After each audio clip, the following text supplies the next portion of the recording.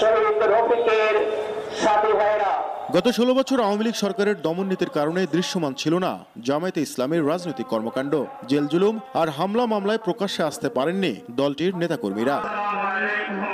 তবে ৫ আগস্ট ছাত্র জনতার অভ্যুত্থানে শেখ হাসিনার পতনের পর সারা দেশের মতো রংপুর বিভাগেও কর্মসূচি পালন করছে জামায়াত। নেতাদের দাবি অবৈধ সুযোগ সুবিধা না নেয়ায় তাদের প্রতি জনগণের আস্থা রয়েছে। দুর্নীতির সাথে নাই, আমরা কোনো রাহাজানির সাথে নাই, আমাদের কোনো অন্যায় কোনো কিছু নাই।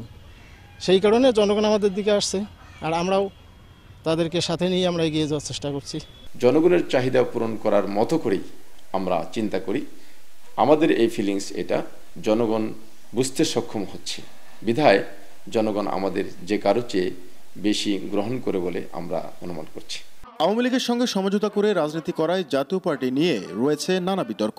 রাজনীতিতে সমাবেশ পালনে ব্যর্থ হলেও রংপুরে ধারাবাহিক কর্মসূচি পালন করছে দলটি। নেতাদের দাবি, ক্ষমতায় টিকে থাকতে নানা কৌশলে জাপাকে নিয়ন্ত্রণে নেয় আওয়ামী লীগ। রংপুরের মাটিও মানুষের একটা দল ছিল জাতীয় পার্টি, সেই দলটাকে আমাদের সিটগুলোকে দখল করে নিয়ে জাতীয় পার্টিকে ধ্বংসের দিকে তারা নিয়ে গেছেন। জাতীয় পার্টির উপর যে অত্যাচারটা হয়েছে, এটার মানে খুব ন্যাক্কারজনকভাবে জাতীয় পার্টিকে হ্যান্ডেল করা হয়েছে, প্রেশারাইজ করা হয়েছে, যার কারণে জাতীয় পার্টি বাধ্য হয়ে কিন্তু নামকা ওয়াস্তে তারা এই ইলেকশনে গেছে।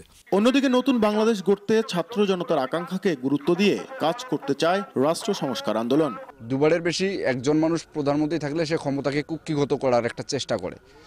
আমরা চাচ্ছি এই চেষ্টাটা যাতে না হয়। রাষ্ট্র সংস্কার আন্দোলন জনগণের রাজনীতি করতে চায়, শ্রমিকের রাজনীতি করতে চায়, কৃষকের রাজনীতি করতে চায়। এখানে শ্রমিক এবং কৃষকের যে অধিকারটা, সেটার জন্য খুব স্পষ্ট থাকে।